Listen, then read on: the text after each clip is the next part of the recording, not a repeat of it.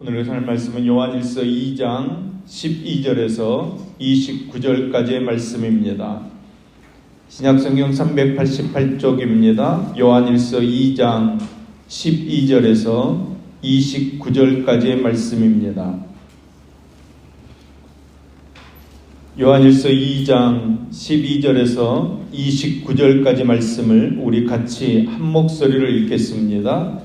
자녀들아, 내가 너희에게 쓰는 것은 너희 죄가 그의 이름으로 말미암아 사함을 받았음이요. 아비들아, 내가 너희에게 쓰는 것은 너희가 태초부터 계신 일을 알았음이요. 청년들아, 내가 너희에게 쓰는 것은 너희가 악한 자를 이기었음이라. 아이들아, 내가 너희에게 쓴 것은 너희가 아버지를 알았음이요. 아비들아, 내가 너희에게 쓴 것은 너희가 태초부터 계신 일을 알았음이요. 청년들아, 내가 너희에게 쓴 것은 너희가 강하고 하나님의 말씀이 너희 안에 거하시며 너희가 흉악한 자를 이기었음이라. 이 세상이나 세상에 있는 것들을 사랑하지 말라. 누구든지 세상을 사랑하면 아버지의 사랑이 그 안에 있지 아니하니, 이는 세상에 있는 모든 것이 육신의 정욕과 안목의 정욕과 이생의 자랑이니 다 아버지께로부터 온 것이 아니요 세상으로부터 온 것이라. 이 세상도 그 정욕도 지나가되 오직 하나님의 뜻을 행하는 자는 영원히 거하느니라. 아이들아, 지금은 마지막 때라. 적그리스도가 오리라 말을 너희가 들은 것과 같이 지금도 많은 적그리스도가 일어났으니 그러므로 우리가 마지막 때인 줄 아노라. 그들이 우리에게서 나아갔으나 우리에게 속하지 아니하였나니 만일 우리에게 속하였더라면 우리와 함께 거하였으려니와 그들이 나간 것은 다 우리에게 속하지 아니함을 나타내려 함이니라. 너희는 거룩하신 자에게서 기름 부음을 받았고 모든 것을 아느니라. 내가 너희에게 쓰는 것은 진리가 너희가 진리를 알지 못하기 때문이 아니라 알기 때문이요 또 모든 거짓은 진리에서 나지 않기 때문이라. 거짓말하는 자가 누구냐? 예수께서 그리스도이심을 부인하는 자가 아니냐? 아버지와 아들을 부인하는 그가 적그리스도니 아들을 부인하는 자에게는 또한 아버지가 없으되 아들을 시인하는 자에게는 아버지도 있느니라. 너희는 처음부터 들은 것을 너희 안에 거하게 하라. 처음부터 들은 것이 너희 안에 거하면 너희가 아들과 아버지 안에 거하리라. 그가 우리에게 약속하신 것은 이것이니 곧 영원한 생명이니라. 너희를 미혹하는 자들에 관하여 내가 이것을 너희에게 썼노라. 너희는 주께 받은 바 기름 부음이 너희 안에 거하나니 아무도 너희를 가르칠 필요가 없고 오직 그의 기름 부음이 모든 것을 너희에게 가르치며 또 참되고 거짓이 없으니 너희를 가르치신 그대로 주 안에 거하라. 자녀들아, 이제 그의 안에 거하라. 이는 주께서 나타내신 바 되면 그가 강림하실 때에 우리로 담대함을 얻어 그 앞에서 부끄럽지 않게 하려 함이라. 너희가 그가 의로우신 줄을 알면 의를 행하는 자마다 그에게서 난 줄 알리라. 아멘, 아멘. 사도 요한은 자신이 이 편지를 쓰는 이유를 다시 밝히고 있습니다. 12절 말씀입니다. 자녀들아, 내가 너희에게 쓰는 것은 너희 죄가 그의 이름으로 말미암아 사함을 받았음이요. 아멘. 오늘 본문 말씀을 보면 사도 요한이 편지를 쓰는 이유가 세 가지로 정리됩니다. 첫째는 12절 말씀에서 밝히고 있듯이 죄사함을 받았기 때문입니다. 둘째는 태초부터 계신 이 곧 하나님을 알았기 때문입니다. 그리고 세 번째는 악한 자를 이겼기 때문입니다. 죄를 사함받고 하나님을 알고 악한 자 곧 마귀를 이기는 것은 주님께서 이미 이루신 사역입니다. 그런데 주님을 따르는 우리 또한 이 땅에 머무는 동안 계속되어야 하는 성화의 과정이기도 합니다. 그러니까 우리가 이 땅에 사는 동안 계속 성취해야 하는 성화의 내용에 대해 15절 말씀은 이렇게 밝히고 있습니다. 이 세상이나 세상에 있는 것들을 사랑하지 말라. 누구든지 세상을 사랑하면 아버지의 사랑이 그 안에 있지 아니하니. 아멘.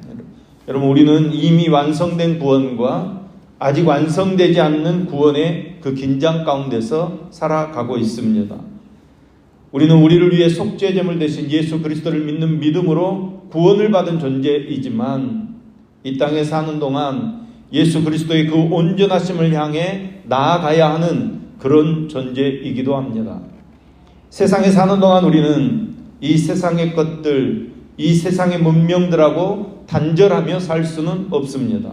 그러니까 우리는 이 세상을 떠나서 살 수는 없는 것입니다. 하지만 여러분, 우리는 이 세상을 목적으로 살지 않습니다. 여러분, 16절 말씀에는 이 세상에 있는 것들이 무엇인지 보다 구체적으로 명시하고 있습니다. 이 세상에 있는 모든 것이 육신의 정욕과 안목의 정욕과 이생의 자랑이니 다 아버지께로부터 온 것이 아니요 세상으로부터 온 것이니라. 아멘. 육신의 정욕, 안목의 정욕, 이생의 자랑은 하나님께로부터 말미암은 것이 아니라 세상으로부터 비롯된 것입니다. 즉, 이 세상이 추구하는 가치입니다. 17절 말씀입니다. 이 세상도 그 정욕도 지나가되 오직 하나님의 뜻을 행하는 자는 영원히 거하느니라. 아멘. 육신의 정욕과 안목의 정욕, 이생의 자랑은 이 세상과 함께 지나가고 말 것입니다.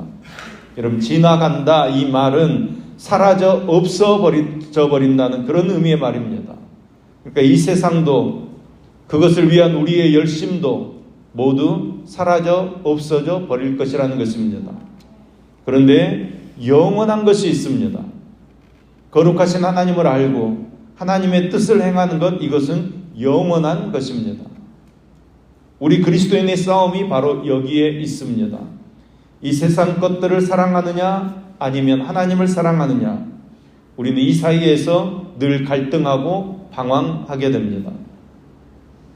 그것이 우리의 한계입니다. 사단은 이런 우리의 연약함과 한계를 너무나도 잘 알고 있습니다. 그래서 주님 오실 때까지, 즉 마지막 때까지 우리를 육신의 정욕과 안목의 정욕과 이생의 자랑으로 유혹하는 것입니다. 사단의 유혹을 물리치고 오직 예수님 바라보고 저 천국을 소망하는 삶을 사는 저와 여러분 될 수 있기를 간절히 소망합니다. 세상과 세상 안에 있는 모든 것들이 끝나는 그날, 예수님만 바라보는 삶을 바보같이 살았던 저희들에게 하나님의 은혜가 임하게 될 줄로 믿습니다. 예수님만 바라보는 삶을 바보같은 삶으로 추구하는 이들이 오히려 바보가 될 것이고, 지금 바보처럼 오직 예수님만 바라보고 사는 사람들은 가장 지혜롭고 현명한 삶을 살았다고 칭찬받게 될 줄로 믿습니다. 사도 요한은 이런 적그리스도의 미혹으로부터, 세속화의 그 유혹으로부터 교회의 순결함을 지킬 수 있는 해법을 제시해 주고 있습니다. 그것은 바로 주님 안에, 아들과 아버지 안에 거하는 것입니다. 24절 말씀입니다.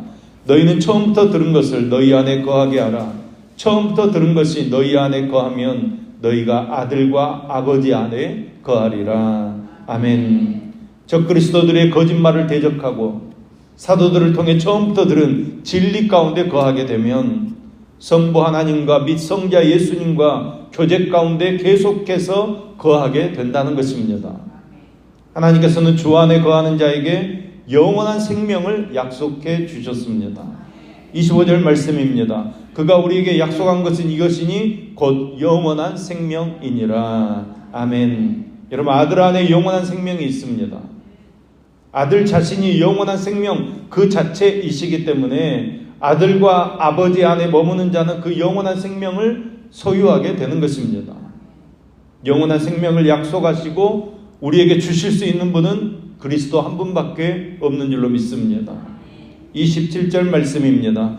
너희는 주께 받은 바 기름 부음이 너희 안에 거하나니 아무도 너희를 가르칠 필요가 없고 오직 그의 기름 부음이 모든 것을 너희에게 가르치며 또 참되고 거짓이 없으니 너희를 가르치신 그대로 주 안에 거하라. 아멘, 아멘.